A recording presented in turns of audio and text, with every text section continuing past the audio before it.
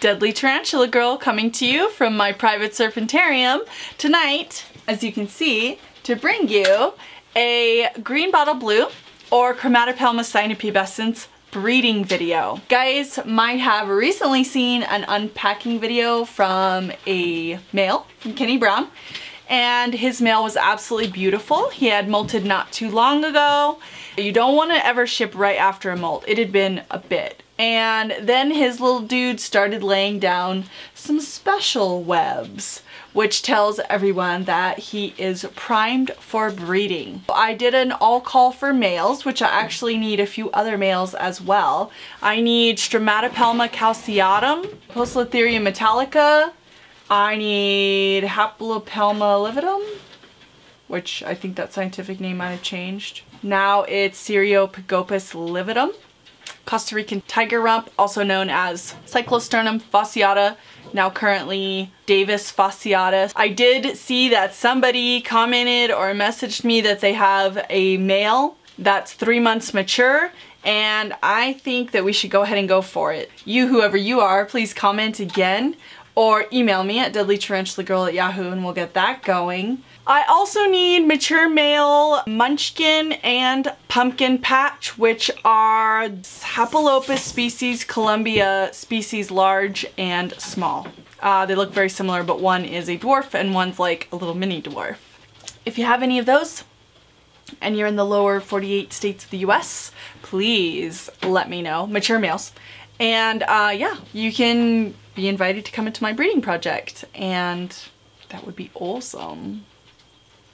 Alrighty, this is my young lady here, and you can see she's a little bit fuller bodied and not quite as bright because she has not molted as recently, and he has longer spindly legs and he's a little bit thinner. This web here might possibly be a sperm web. I don't know that it is. However, I know that he already laid one, so he may have already charged his pedipalps with sperm before he ever got sent to me. And now if you want to take a look into her tank, this is a little bit yucky and I do spot clean this. However, in my experience, you want to be very careful about completely disrupting a female's habitat if you hope to put her into a successful breeding cycle. And so I'm actually not going to disrupt this at all. And I'm going to let her have things the way she likes. Pretty good moisture levels. I'll go ahead and mist them again before I put them away, but I want to minimize stress right now. You can see he has a nicer, deeper substrate, but as I do spot clean, it does take substrate out gradually. As I said, although it's a little sparse, I would agree. And thank you to all those people who are gonna not listen and point that out despite the fact that I'm explaining this. This is the way she wants it, and I do not want to interrupt the chemical signals that she has laid or increase her stress levels. I'm just going to kind of let him literally feel out her enclosure first. Now, I've had just a few comments before on how aggressive and intrusive I am in this breeding process, but I would just like it noted that I have many, many years of experience doing this, and I very, very rarely have fatalities, casualties, and I'm pretty successful overall. I don't believe that my animals experience undue stress, Certainly less than they would in a wild setting where they are often cannibalized. In fact, my opinion is that I save more males than I endanger. For those of you who feel like I'm an evil demoness who shouldn't be playing God, I welcome your opinions, but I respectfully disagree. Almost thought I saw a tremble there, but maybe not. And she has not really responded yet, which is typical. One method I like to use to transfer are nets, and then for very, very gentle prodding, just these very fine paint brushes. And I find that it's a way of literally, oh, this is exactly what I want to see. And I'm hovering directly over, but I don't want to interfere.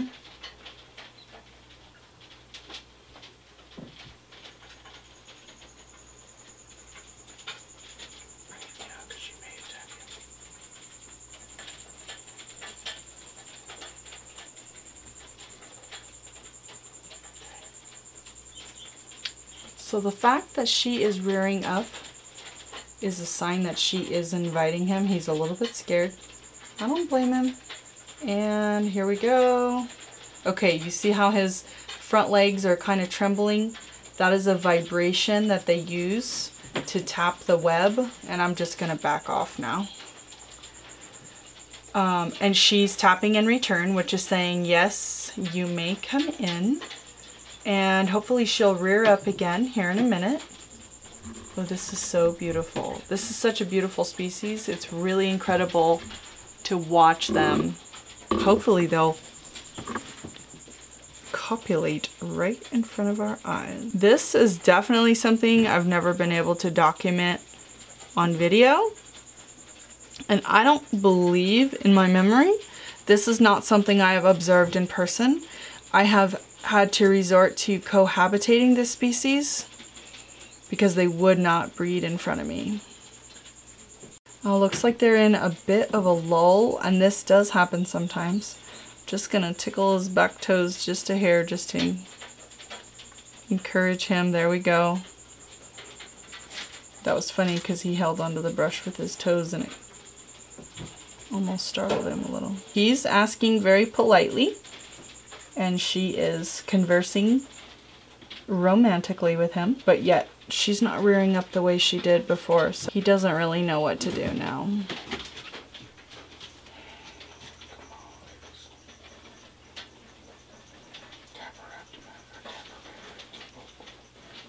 Okay, this is what we want to see. Again, I'm hovering close with the tongs just in case she lunges in.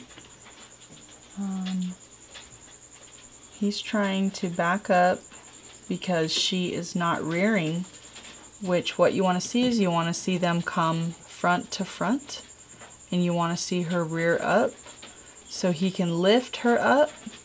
He'll pin her front legs, and she has a slit on her abdomen called her epigastric fold. He needs to take his pedipalps, which is basically it's a shorter appendage in the very front that kind of looks like a 10th set of legs, but it's not. It's a separate appendage. And they have little suction bulbs on the end. Those are the pedipalpal bulbs. And they actually lay down a web, deposit sperm onto the web, and then they suck it up in those bulbs, and they just squeeze it in there into the epigastric fold.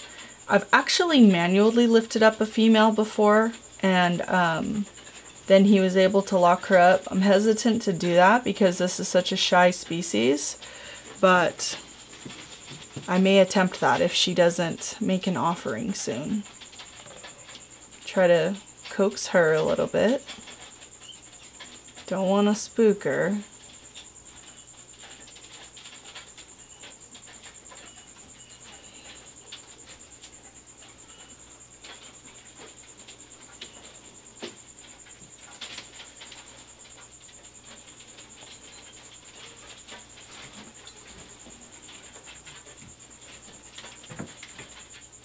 Trying to give him the courage to Get in there. Okay, there we go. Alright. And still, it's like she doesn't know what to do.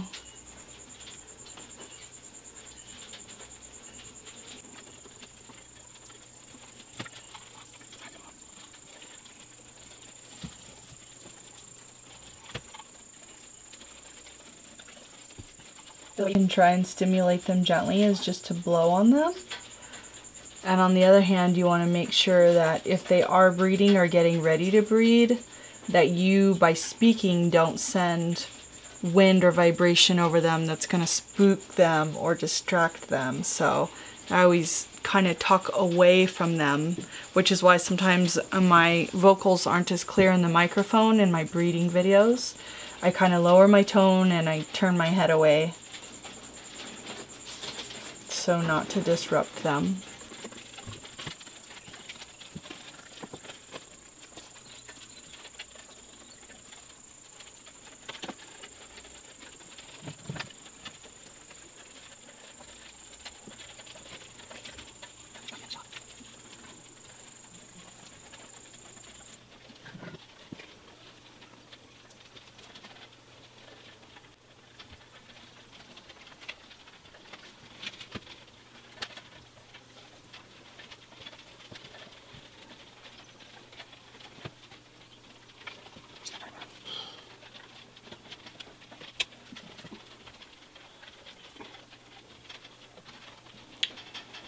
Come on, wimp.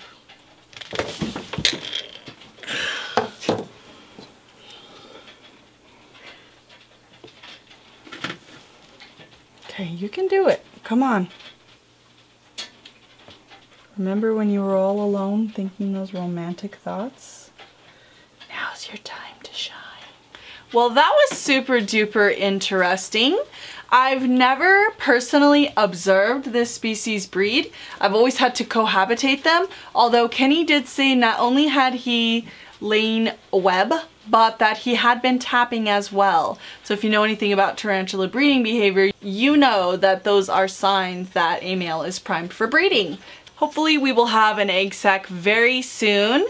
And I have lots of this species of female, so hopefully we'll have a whole crazy full nursery of Chromatopelma cyaneopubescens, me and Kenny, this summer. So that ought to be fun. I hope you guys like this one. Let me know whether or not you predict I'll reproduce from the species and what species you predict